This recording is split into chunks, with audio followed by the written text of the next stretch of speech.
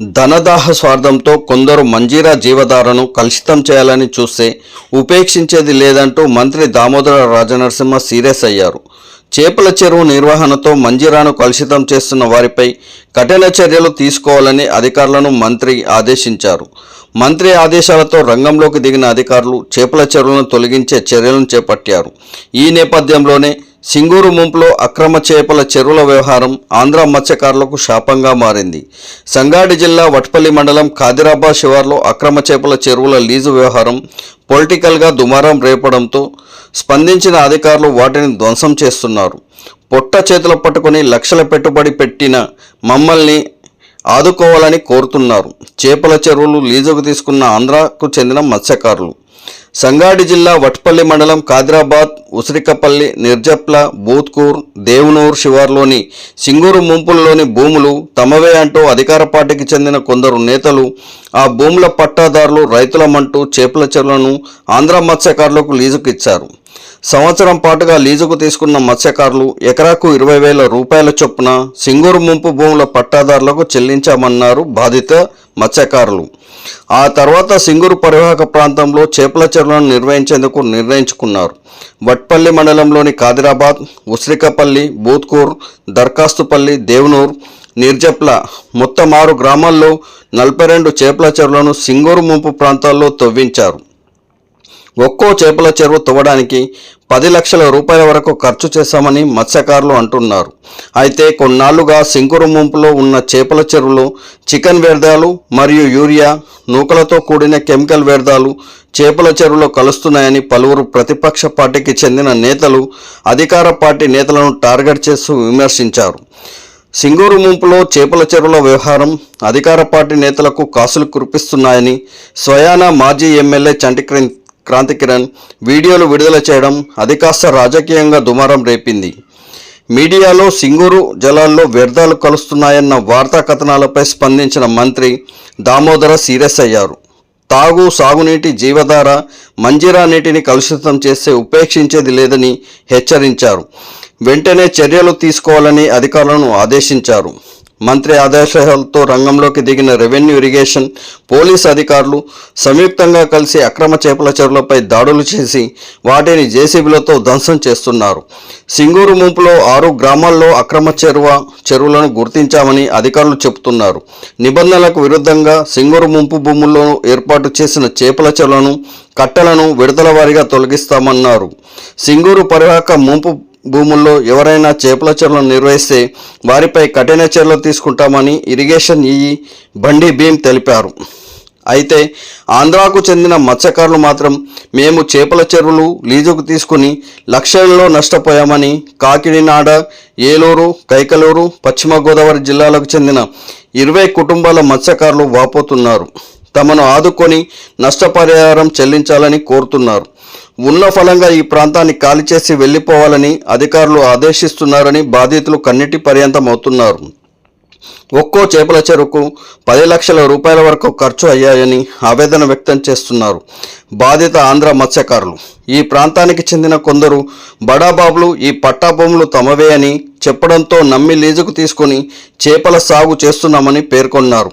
ప్రస్తుతం చేపలు పెరిగి క్రాప్ చేతికి వస్తున్న క్రమంలో ఇప్పుడు అధికారులు వచ్చి జేసీబీ వాహనాలతో చేపల చెరువుల కట్టలను తొలగించడం పట్ల ఆవేదన చెందుతున్నారు.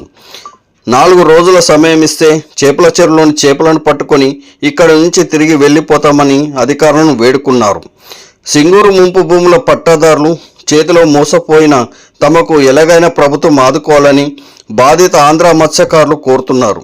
తమ డబ్బులను తిరిగి వారి నుండి ఇప్పించాలని అధికారులను వేడుకున్నారు. ఈ ఘటనతో 25 కుటుంబాలు అప్పుల ఊబిలో కూరుకుపోయామని కన్నీరు మున్నీరుగా విలపించారు. ఇది ఇలా ఉంటే అధికారులు మాత్రం నామమాత్రంగా అక్రమ చేపల చెరువులను ధ్వంసం చేస్తున్నారు తప్ప సింగూరు ముంపు భూములను తమ పట్టా భూములుగా చిత్రీకరించి అక్రమాలకు పాల్పడ్డ కబ్జాదారులపై నిబంధనలకు విరుద్ధంగా చేపల చెరువుల నిర్వహణకు విద్యుత్ కనెక్షన్లను ఇచ్చిన అధికారులపై, ప్రధానంగా ఇరిగేషన్ శాఖ అధికారుల నిర్లక్ష్య వైఖరిపై కఠిన చర్యలను తీసుకోవాలని స్థానికులు జిల్లా కలెక్టర్ను కోరుతున్నారు. ఏదేమైనా మంత్రి ఆదేశాలతో అధికారులు స్పందించి చేపల చెరువులను తొలగించడంపై రైతులు గ్రామస్తులు హర్షం వ్యక్తం చేస్తున్నారు. తమ గ్రామాల పర్యావరణాన్ని కాపాడినందుకు మంత్రికి కృతజ్ఞతలు తెలిపారు.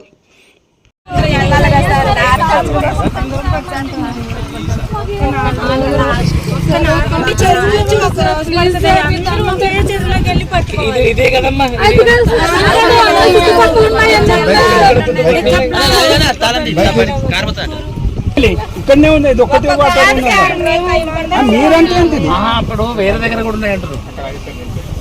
ఒక 4 రోజులు టైం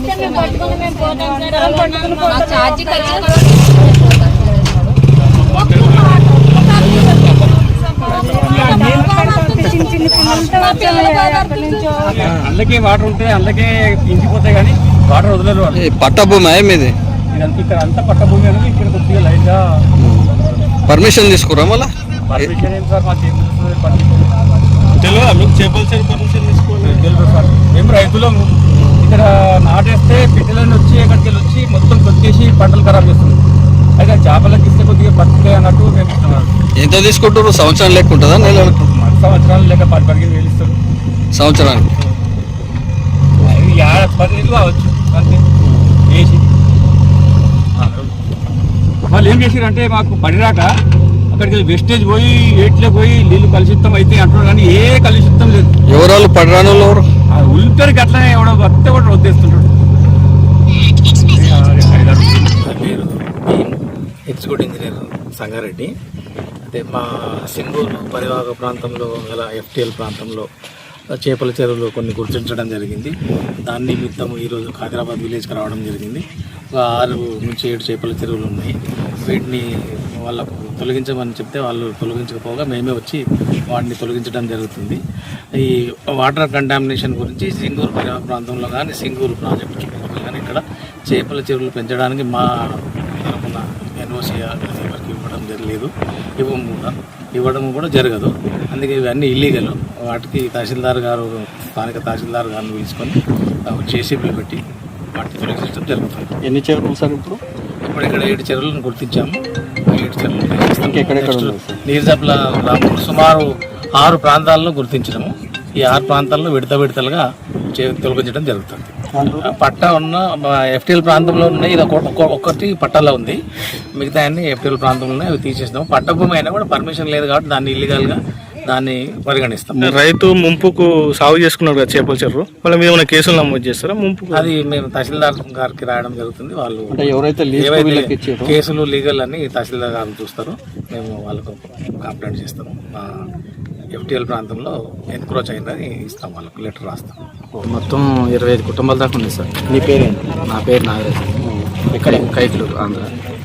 ఇప్పుడు మేము పట్టా అని చెప్పేసి సర్వే నెంబర్లు కూడా ఈ భూమికి పట్టా ఉన్నాయా లేదని మేము ముందు అడిగాం సార్. మామూలుగాను సర్వే నెంబర్లు కూడా ఉన్నాయి.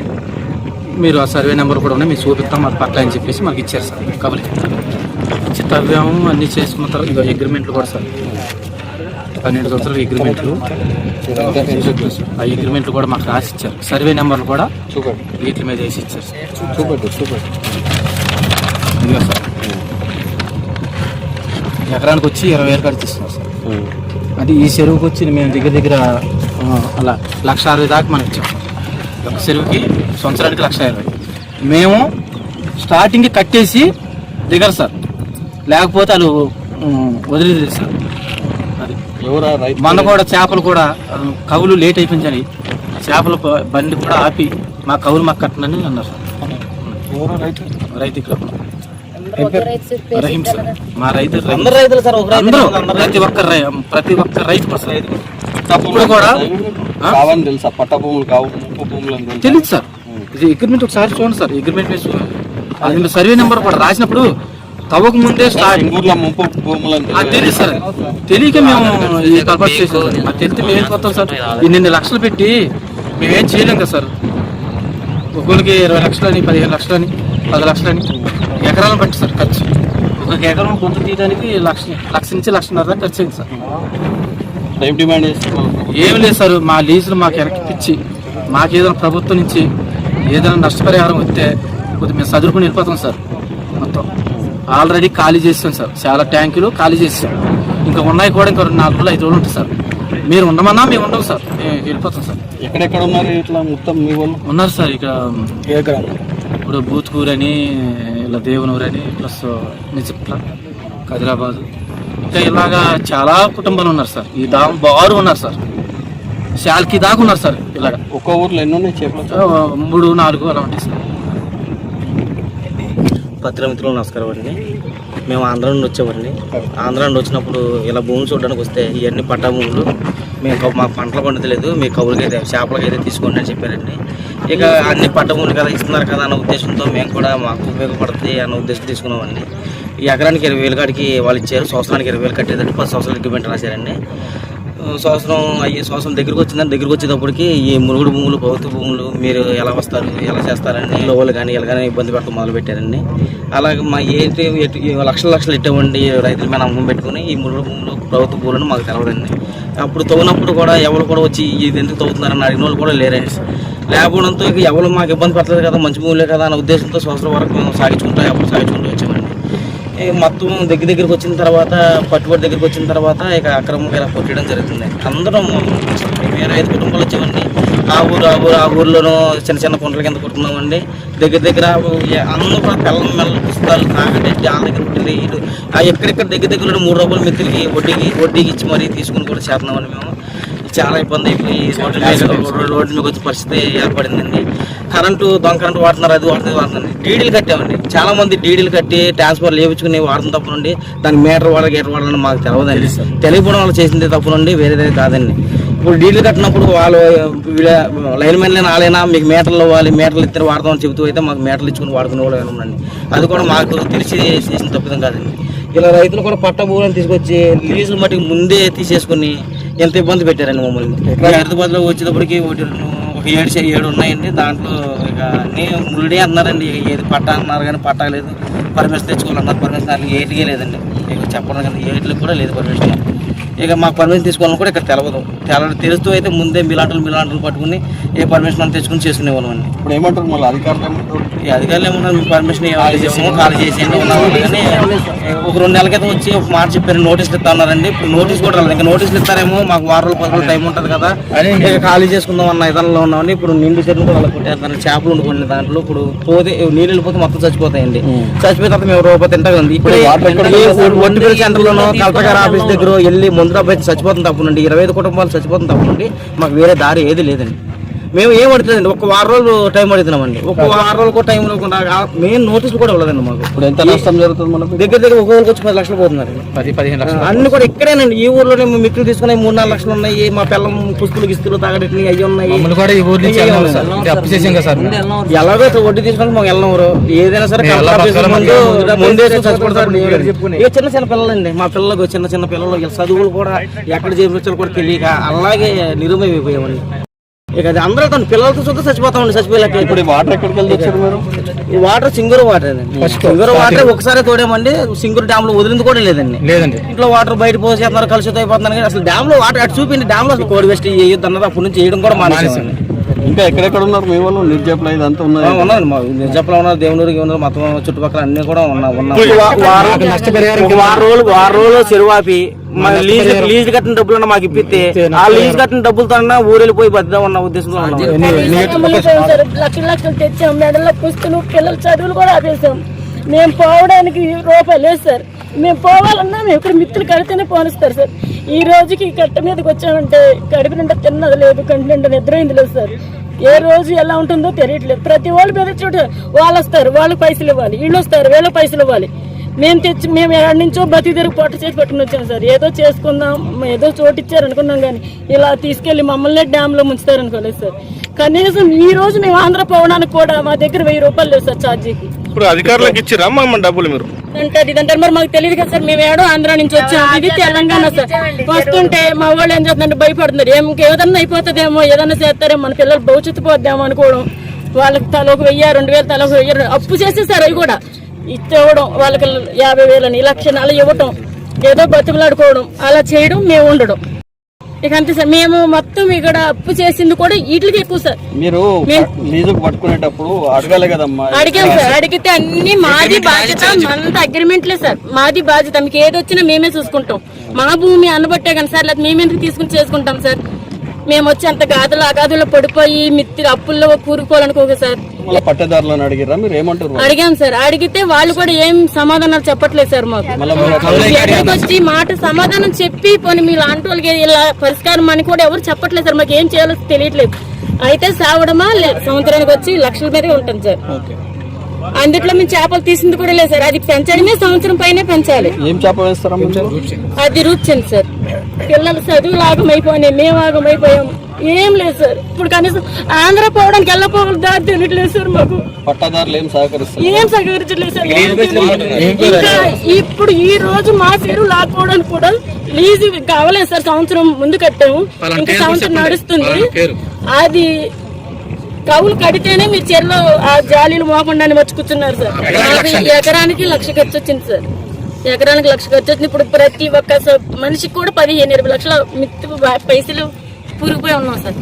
మేము ఏదో పట్ట చేతి పట్టుకుని వచ్చాం సార్. మాకు ఏదో ఒక న్యాయం చేయండి. ఏం కనీసం ఒక్క వారంలో టైం ఇవ్వండి సార్. మేము ఉన్నదన్న చూసుకొని మాకు ఛార్జీలకు వస్తే సార్ మేము పోతాం.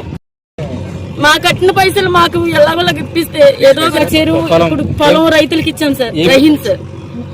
అలాంటి వాళ్ళందరూ ఎవరన్నా కవులైతే కట్టించుకుంటున్నారు కానీ ఏదన్నా వస్తే వచ్చి ఫోన్లే మేము ఇవ్వబట్టే కదా వాళ్ళు వచ్చి చేస్తున్నారు, మనం ఒక మాట సాయం చేద్దామని అంటలేదు సార్. మమ్మల్ని వదిలేసి మేము పిల్లల్ని